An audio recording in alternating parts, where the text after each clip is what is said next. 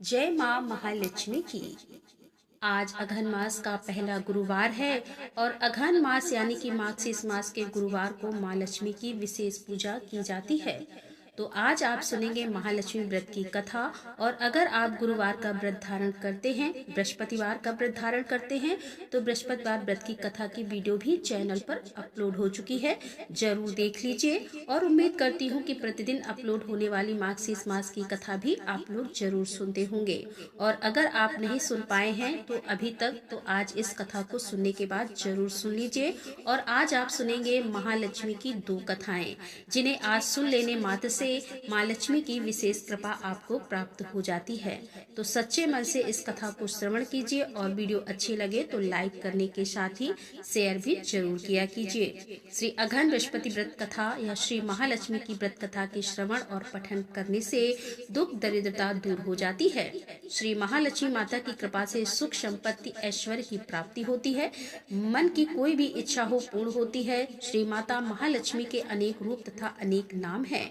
भूतल में छाया, शक्ति, तृष्णा, शांति, जाति, लज्जा, श्रद्धा, कांति, वृत्ति, स्मृति, दया, तुष्टि माता अष्टधात्री एवं लक्ष्मी के रूप में स्थित है। हे महालक्ष्मी, हम सब आपको प्रणाम करते हैं। कैलाश पर्वत पर पार्वती, क्षीर सागर में सिंधु कन्या, स्वर्ग लोक में महालक्ष्मी, भूलोक में लक्ष्मी, ब्रह्मलोक में सावित्री, ग्वालों में राधिका, वृंदावन में राशवरी, चंदन वन में चंद्रा, चंपक वन में गिरजा और पद्म वन में पद्ममालती, वन में मालती, कुंदन वन में कुंददंती और केतकी वन में सुशीला, कदम वन में कदम्बमाला, राजप्रसाद में राजलक्ष्मी और घर घर में गृह लक्ष्मी इन विभिन्न नामों से पहचानी जाती है। इस तरह सर्वदा चारों ओर सर्वभूत में सुपरिचित माता श्री महालक्ष्मी की यह कथा है। अब हम इसका श्रवण और पठन करेंगे। भारतवर्ष के सौराष्ट्र देश के द्वापर युग की यह कहानी हुई है। राष्ट्र में उस समय भद्र शवा नाम के राजा थे। वे बड़े पराक्रमी राजा थे। 4 वेद, 6 शास्त्र, 18 पुराणों का उन्हें ज्ञान था। उनकी रानी का नाम सूरत चंद्रिका था। रानी दिखने में बहुत सुंदर और सुलक्षणा थी तथा पतिव्रता भी थी। उन दोनों को 7 पुत्र था। उसके बाद एक कन्या का वरदान मिल गया। कन्या का नाम श्याम बाला था। एक बार महालक्ष्मी जी के मन में आया कि जाकर उस राजा के राजप्रसाद में रहे, जिससे राजा को दुगनी धन दौलत की प्राप्ति होगी और वह इस धन दौलत से अपनी प्रजा को और सुख दे पाएगा। गरीब के घर अगर रह रहे हैं और उसे धन दौलत की प्राप्ति हो तो वह स्वार्थी होकर केवल अपने ऊपर ही खर्च करेगा। यह सोचकर श्री महालक्ष्मी जी ने बूढ़ी ब्राह्मणी स्त्री का रूप धारण किया और हाथ में लाठी लिए लाठी के सहारे रानी के द्वार तक पहुंची। यद्यपि उन्होंने बूढ़ी औरत का रूप धारण किया था, पर उनके चेहरे पर देवी का तेज था। उन्हें देखते ही एक दासी सामने आई। उसने इनका नाम धाम, काम, धर्म पूछ डाला। वृद्ध ब्राह्मणी का रूप धारित माता लक्ष्मी ने कहा, बालिके, मेरा नाम कमला है। मेरे पति का नाम भुवनेश है। हम द्वारिका में रहते हैं। तुम्हारी रानी पिछले जन्म में एक वैश्य की पत्नी थी और वह वैश्य बहुत गरीब था। दरिद्रता के कारण घर में हर रोज झगड़े होते थे तथा उसका पति रोज उसे मारता था। इन बातों से तंग आकर वह घर छोड़कर चली गई तथा जंगल में खाली पेट भटकने लगी। उसकी इस दुर्दशा पर मुझे दया आई। तब मैंने उसे सुख संपत्ति वाली श्री महालक्ष्मी की कथा सुनाई। मेरे कहने पर उसने श्री महालक्ष्मी का व्रत किया। श्री महालक्ष्मी प्रसन्न हुई और उसकी गरीबी दूर हुई। उसका घर संसार दौलत, संतान और संपत्ति से भर गया। बाद में पति पत्नी दोनों पर लोक सिधारे। लक्ष्मी व्रत करने के कारण वह लक्ष्मी लोक में रहे। उन्होंने जितने साल महालक्ष्मी का व्रत किया उतने हजारों साल तक उन्हें सुख भोग मिला। इस जन्म में उसका जन्म राजघराने में हुआ, परंतु वह श्री महालक्ष्मी का व्रत करना भूल गई। उसे यह याद दिलाने में यहाँ आई हूँ। बुढ़िया की बातें सुनकर दासी ने उन्हें प्रणाम किया तथा श्री महालक्ष्मी का व्रत किस तरह से किया जाए इसके बारे में पूछा। बुढ़िया रूप धारण किए हुए श्री महालक्ष्मी माता ने दासी को पूजा की विधि तथा महिमा बताई। इसके बाद वह दासी माता को प्रणाम करके रानी को बताने अंदर चली गई। राज वैभव में रहते हुए रानी को अपने ऐश्वर्य का बहुत घमंड हुआ था। संपत्ति तथा अधिकारी की वजह से वह उन्मुक्त हो गई थी। दासी द्वारा बताई गई बुढ़िया की बातें सुनकर वह आग बबूला होकर राज दरबार पर आकर बुढ़िया रूपी श्री महालक्ष्मी जी पर बरस पड़ी। उसे यह मालूम नहीं था कि श्री महालक्ष्मी माता बुढ़िया का रूप धारण किए हुए द्वार तक आई हैं। परंतु रानी का इस कदर रूखा बर्ताव तथा अपना अनादर देखकर माता ने वहां ठहरना ठीक नहीं समझा। वे वहां से चल पड़ी। राह में उन्हें राजकुमारी श्याम बाला मिली। उन्होंने श्याम बाला को सारी बात बताई। श्याम बाला ने अपनी ओर से श्री महालक्ष्मी माता से क्षमा मांगी। माता को उस पर दया आई। उन्होंने श्याम बाला को श्री महालक्ष्मी व्रत के बारे में बताया। उस दिन अघन मास का माघ शीस का पहला गुरुवार था। श्याम बाला ने परम श्रद्धा से श्री महालक्ष्मी का व्रत रखा। फलस्वरूप राजा सिद्धेश्वर के पुत्र मालाधर से उसका विवाह हुआ। वह धन दौलत ऐश्वर्य वैभव से माला माल हो गई। पति के साथ ससुराल में आनंद से दिन बिताने लगी। इधर श्री महालक्ष्मी का रानी पर प्रकोप हुआ और फलस्वरूप राजा भद्रशवा का राज्य एवं राज कारोबार सब नष्ट हो गया। यहाँ तक कि खाने के भी लाले पड़ गए। ऐसी हालत में एक दिन रानी ने राजा से निवेदन किया कि हमारा दामाद इतना बड़ा राजा है, धनवान है, ऐश्वर्यशाली है, क्यों ना उसके पास जाया जाए, अपना हाल उसे बताएं, वह हमारी मदद जरूर करेगा। इस बात पर राजा भद्रशवा दामाद के पास रवाना हुए। राज्य में पहुंचकर एक तालाब के किनारे थोड़ी देर विश्राम लेने के लिए ठहरे। तालाब से पानी लेने आते जाते दासियों ने उन्हें देखा। उन्होंने विनम्रता से उनकी पूछताछ की। जब उन्हें मालूम हुआ कि वे रानी श्याम बाला के पिता हैं, तो दौड़ते हुए जाकर उन्होंने रानी को सारी बात बताई। रानी ने दासी के हाथ राज परिधान भेजकर बड़े ठाट से उनका स्वागत तथा आदर सत्कार किया, खान पान करवाया। जब वे लौटने लगे तो सोने की मोहरों से भरा घड़ा दिया। राजा भद्रशवा जब वापस लौटे तो उन्हें देखकर रानी सूरज चंद्रिका बहुत खुश हुई। उन्होंने सोने की मोहरे से भरे घड़े का मुंह खोल दिया, पर हाय भगवान, घड़े में तो धन के बदले कोयले मिले। यह सब श्री महालक्ष्मी के प्रकोप से हुआ। इस प्रकार दुर्दशा में और कई दिन बीत गए। इस बार रानी स्वयं अपनी कन्या के पास गई। वह अघन मास का अंतिम गुरुवार था। श्याम बाला ने श्री महालक्ष्मी का व्रत किया, पूजा की, अपनी माता से भी व्रत करवाया। इसके बाद रानी अपने घर आई। श्री महालक्ष्मी का व्रत रखने पर उसे फिर से अपना राजपाट, धन दौलत, ऐश्वर्य प्राप्त हो गया। वह फिर से सुख शांति आनंद में जीवन बिताने लगी। कुछ दिनों के बाद राजकन्या श्याम बाला अपने पिता के घर आई। उसे अपने घर देखकर सूरज चंद्रिका को पुरानी बात याद आ गई कि श्याम बाला ने अपने पिता को घड़ा भरकर कोयला दिया था और उसे तो कुछ भी नहीं दिया था, और इसी कारण श्याम बाला को पिता के घर आने पर उसका कोई भी आदर आतिथ्य नहीं हुआ, बल्कि अनादर हुआ। उसने इस बात का बुरा नहीं माना। अपने घर लौटते समय अपने पिता के घर से थोड़ा नमक ले लिया। अपने घर लौटने पर उसके पति ने पूछा कि अपने मायके से क्या लाई हो। इस पर उसने जवाब दिया कि वहाँ का सार लाई हूँ। पति ने पूछा, इसका मतलब क्या हुआ? श्याम बाला ने कहा, थोड़ा धीरज रखो, सब मालूम हो जाएगा। उस दिन श्याम बाला ने सारा भोजन नमक डाले बिना बनाया और परोसा। पति ने खाया, चखा, सारा खाना नमक बिना था, इसीलिए स्वाद नहीं आया। फिर श्याम बाला ने थाली में नमक डाला, इससे सारा भोजन स्वादिष्ट लगने लगा। तब श्याम बाला ने पति से कहा, यही है वह मायके से लाया हुआ सार। पति को उसकी बातें सही लगी और फिर वह दोनों हंसी मजाक करते हुए भोजन करने लगे। कहा गया कि इस तरह से जो कोई श्रद्धा भाव से श्री महालक्ष्मी की पूजा करे तो उसे माता की कृपा प्राप्त होती है, सुख संपत्ति और शांति की प्राप्ति होती है, सभी प्रकार की कामनाएं पूर्ण होती हैं। परंतु यह सब प्राप्त होने पर माता की पूजा को भूलना नहीं चाहिए। हर गुरुवार को व्रत पाठ अवश्य करना चाहिए। इस तरह श्री महालक्ष्मी की महिमा भक्तों की मनोकामनाएं पूर्ण करती है। उड़ीसा में लोग मार्गशीर्ष मास में अर्थात दिसंबर और जनवरी के महीने में लक्ष्मी देवी की विशेष पूजा करते हैं। जैसे कि अगहन गुरुवार का जो व्रत किया जाता है, वैसे तो बहुत सारे स्थानों पर किया जाता है, लेकिन हर जगह की कुछ विशेषताएं होती है, कुछ विशेष विधि होती है। तो वहाँ पर जैसे कि उड़ीसा में अगहन मास के गुरुवार को, अगहन मास के हर गुरुवार को महिलाएं अलग अलग नियम और अलग अलग अनुष्ठानों का पालन करते हुए देवी लक्ष्मी की विस्तृत पूजा करती हैं। मतलब यह पूजा बहुत अधिक विस्तृत तौर पर की जाती है। अब ऐसा कहा जाता है कि इस दिन माँ लक्ष्मी अपने भक्तों से मिलने के लिए जगन्नाथ की अनुमति से मंदिर से बाहर निकलती हैं। मतलब जगन्नाथ जी उन्हें स्वयं आज्ञा देते हैं और वह उनसे पूछकर अपने भक्तों को मिलने के लिए जाती हैं। आमतौर पर वह किसी ऐसे व्यक्ति से मिलने जाती हैं जो उनके प्रति समर्पित होता है और जो उनके नियमों और विनियमों के अनुसार उनकी पूजा करता है। तो अब जैसे कि प्रश्न उठता है कि जब जगन्नाथ जी स्वयं ही आज्ञा देते हैं तो फिर माँ लक्ष्मी ने उन्हें श्राप क्यों दिया? तो देखिए, इस विषय में एक पौराणिक कथा है। एक समय की बात है कि एक दिन लक्ष्मी देवी एक बूढ़ी औरत का भेष बनाकर गुरुवार के दिन अलग अलग घरों में घूमने गई। और उन्होंने देखा कि एक व्यापारी के घर की महिलाएं अभी भी सो रही है और इसीलिए घर की सफाई नहीं हुई थी। फिर लक्ष्मी देवी घर की बुजुर्ग महिला से मिली और उन्हें समझाया कि कैसे उन्हें अपने घर की निरंतर समृद्धि और खुशी के लिए देवी लक्ष्मी की पूजा करने के लिए इस विशेष दिन पर कुछ नियमों का पालन करना चाहिए। लेकिन बुढ़िया ने लक्ष्मी देवी की बात की कोई परवाह ही नहीं की। जवाब में लक्ष्मी माता ने उस घर में अपना सारा ऐश्वर्य वापस ले लिया और परिवार बहुत गरीब हो गया।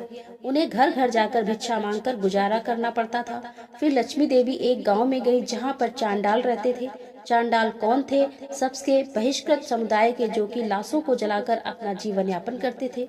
तो देवी लक्ष्मी एक ऐसे गांव में गई जहां चांडाल रहते थे और वहां पर वह श्रेया चांडाल के घर गई।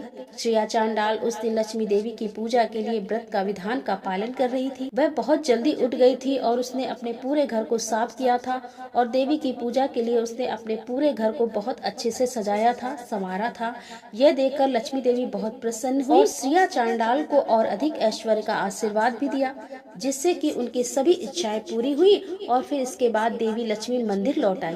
अब इसी बीच भगवान जगन्नाथ और बलभद्र भी सुबह की सैर के लिए निकले थे। वापस लौटते समय उन्होंने लक्ष्मी देवी को चांडाल के घर से लौटते हुए देखा। अब यह देखकर बलदेव बहुत परेशान हो गए और फिर उन्होंने अपने भाई जगन्नाथ जी से बहुत तीखे शब्दों में बात की। उन्होंने जगन्नाथ जी से कहा कि आपकी पत्नी लक्ष्मी देवी एक चांडाल के घर में जाती रही। वे दूषित लोग हैं और वे किसी भी नियम का पालन नहीं करते हैं। एक चांडाल के घर जाने के बाद भी वह हमारे मंदिर में कैसे प्रवेश कर सकती है? हमारा मंदिर दूषित हो जाएगा। आपको उसे मंदिर से जाने के लिए कहना चाहिए। अब भगवान जगन्नाथ जी बड़े भाई और अपनी पत्नी के बीच में फंस गए। जगन्नाथ जी ने बलराम को यह कहते हुए शांत करने की कोशिश की कि इस बार लक्ष्मी देवी को माफ कर दिया जाना चाहिए और दोबारा ऐसा न करे, इसके लिए कहा जाना चाहिए।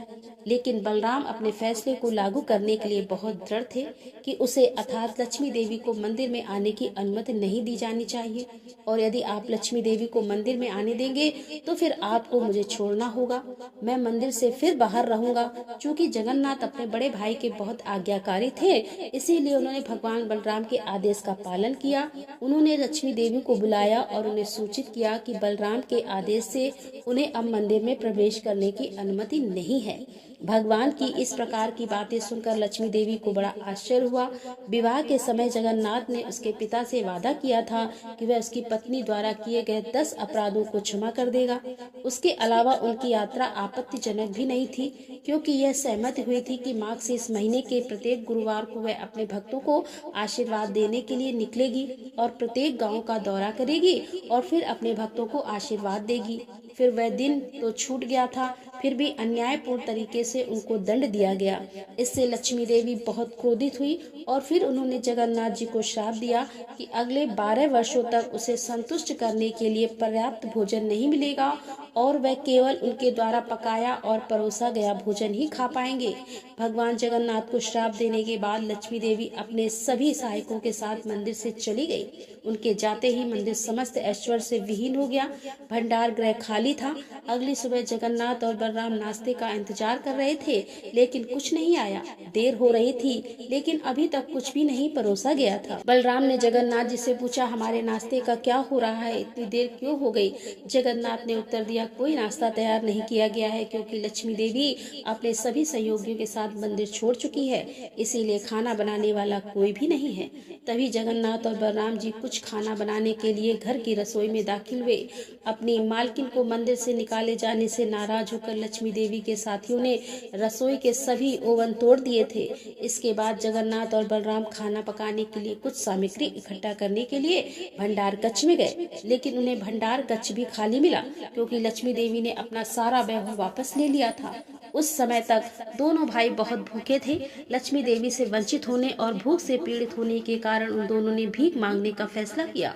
यद्यपि भगवान के पास समस्त ऐश्वर्य और ब्रह्मांड के पालन करता है, फिर भी वे इस विशेष लीला के माध्यम से अपने भक्त की महानता साबित करने के लिए एक सामान्य व्यक्ति की तरह भिक्षा मांगने निकले। इस प्रकार भगवान जगन्नाथ और बलराम ब्राह्मणों के भेष में घर घर भिक्षा मांगने के लिए शहर शहर में गए। कोई भी उन्हें पहचान नहीं सका। लक्ष्मी से वंचित होने के कारण वे दोनों अत्यंत अशुभ दिखते थे, अतः कोई भी उन्हें भिक्षा नहीं देता था। किसी ने भी उनके साथ अच्छा व्यवहार नहीं किया और उन्हें अपने दरवाजे पर भी नहीं आने दिया। अब इसी बीच लक्ष्मी देवी के आदेश से सूर्यदेव ने अपनी गर्मी बढ़ा दी। दोनों भाइयों को बहुत गर्म रेत पर बहुत कठिनाई से चलना पड़ा। उन्हें बहुत प्यास लग रही थी और वे एक तालाब के पास आकर खुश थे, जहाँ वे अपनी प्यास बुझा सकते थे। अब जैसे ही वह दोनों भाई तालाब के पास पहुंचे, अचानक सारा पानी सूख गया। आखिरकार वे कुछ कोमल पत्तियां खाने के बारे में सोचते हुए एक पेड़ के पास पहुंचे, लेकिन जैसे ही पेड़ के पास पहुंचे, पत्तियां तुरंत सूख गईं और मुरझा गईं। अब दोनों भाई बहुत भूखे थे। आमतौर पर वे दिन भर में कई बार खाते थे, जैसा कि राजा इंद्रदुम्न ने बहुत पहले अनुरोध किया था कि वास्तव में वे इतनी बार खाते थे कि खाने के बाद जैसे ही उन्होंने अपने हाथ धोए कि दोबारा खाने का समय आ गया था। दोनों भाई इस पद्धति का पालन कर रहे थे और दिन भर वह लगातार खाते रहने के आदी थे। फिर भी अब लगभग पूरा दिन बीत चुका था और अब भी उन्होंने कुछ भी नहीं खाया था। जल्दी ही दोनों भाई एक मंदिर में पहुंचे, जहां हाल में ही प्रसाद वितरण हुआ था। कई लोग प्रसाद लेकर अपने अपने घर लौट रहे थे। जगन्नाथ और बलराम एक महिला के पास पहुंचे। दयालुता के कारण वह अपने में से कुछ भोजन देने के लिए तैयार हो गई थी। उसके पास कुछ मुरमुरे थे जो उसने देवताओं को चढ़ाए थे और वो उसे भाइयों के साथ साझा करने में प्रसन्न थी।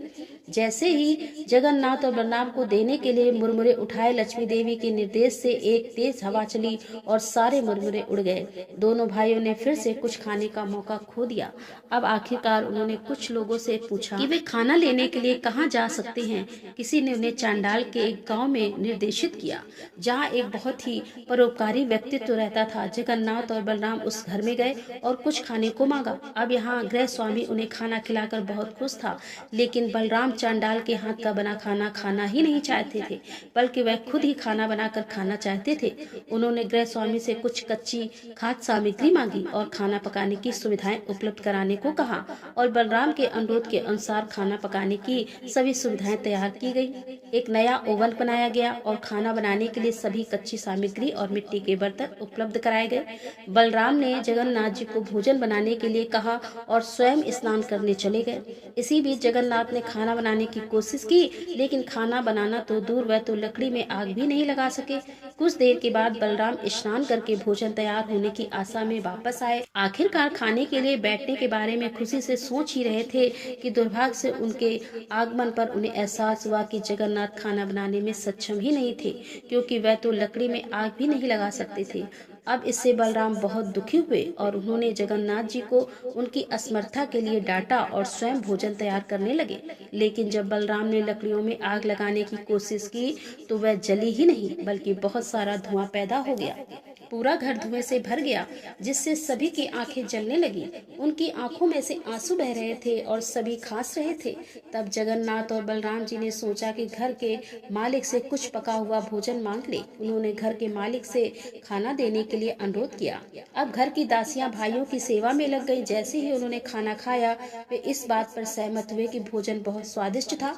वास्तव में यह उतना ही स्वादिष्ट था जितना कि यह मंदिर में था। जब इसे लक्ष्मी देवी के द्वारा पकाया गया था, भोजन के अंत में कुछ मीठा केक परोसा गया। आमतौर पर जगन्नाथ मंदिर में भोजन के अंत में इस केक परोसती थी। जगन्नाथ और बलराम सोचा कि घर में लक्ष्मी देवी निवास कर रही होगी। भगवान आश्वस्त थे कि लक्ष्मी देवी ने स्वयं ही स्वादिष्ट भोजन पकाया था, अन्यथा किसी को कैसे पता चलेगा कि उन्होंने अपने भोजन के अंत में विशेष केक लिया था। बलराम जगन्नाथ जी के बड़े भाई होने के नाते लक्ष्मी देवी से बात नहीं कर सकते थे या उनका सामना भी नहीं कर सकते थे, क्योंकि वह उनके छोटे भाई की पत्नी है। वह उड़ीसा का रिवाज है, वहाँ पर छोटे भाई की पत्नी से बड़े भाई बात नहीं करते, मतलब पर्दे का रिवाज होता है। छोटे भाई की पत्नी और बड़े भाई में फिर बलराम ने जगन्नाथ जी से कहा कि लक्ष्मी देवी के पास जाकर उनसे क्षमा मांगे और उनका हाथ पकड़कर मंदिर में लाने का अनुरोध किया।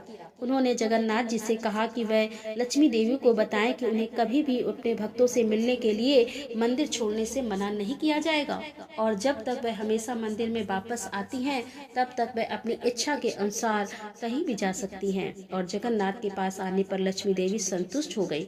उन्होंने जगन्नाथ से वादा किया कि जगन्नाथ प्रसाद का सम्मान करने के लिए निम्न जाति और उच्च जाति के बीच कोई अंतर नहीं होगा। आज भी जगन्नाथ मंदिर में जाति और धर्म से परे सभी को प्रसाद परोसा जाता है। ब्राह्मण और चांडाल एक ही थाली में प्रसाद पा सकते हैं। जय जगन्नाथ, जय महालक्ष्मी। इस कथा का सीधा सार यह है कि माता लक्ष्मी की कृपा की प्राप्ति के लिए जाति का कोई बंधन नहीं है, बल्कि बल्कि घर को साफ सुथरा रखना मतलब घर में सफाई रखना, सुबह जल्दी उठना और नियम पूर्वक माता लक्ष्मी की पूजा करना, बस इतने मास से ही महालक्ष्मी प्रसन्न हो जाती हैं। और विशेष रूप से अगहन मास को जो गुरुवार होता है वह तो सबके लिए विशेष होता है। कोशिश करना चाहिए जितनी जल्दी हो सके उठकर घर की साफ सफाई करके माँ लक्ष्मी की पूजा आराधना करें। गुरुवार महालक्ष्मी की पूजा विधि वीडियो चैनल पर अपलोड है। अगर आप लोग इस व्रत को करते हैं तो पूजा करते हैं तो आप लोग उस वीडियो को देख सकते हैं, और व्रत नहीं भी कर रहे हैं तो भी पूजा जरूर कीजिए। दोस्तों, उम्मीद करती हूँ कि आज की कथा आपको जरूर पसंद आई होगी। वीडियो को अच्छी लगी तो लाइक कीजिए, शेयर कीजिए और चैनल पर पहली बार आए हैं तो सब्सक्राइब करके बेल आइकन को जरूर प्रेस कर लीजिए। मिलते हैं अगले वीडियो के साथ, तब तक के लिए राधे राधे, जय श्री कृष्णा, हर हर महादेव, जय भोलेनाथ।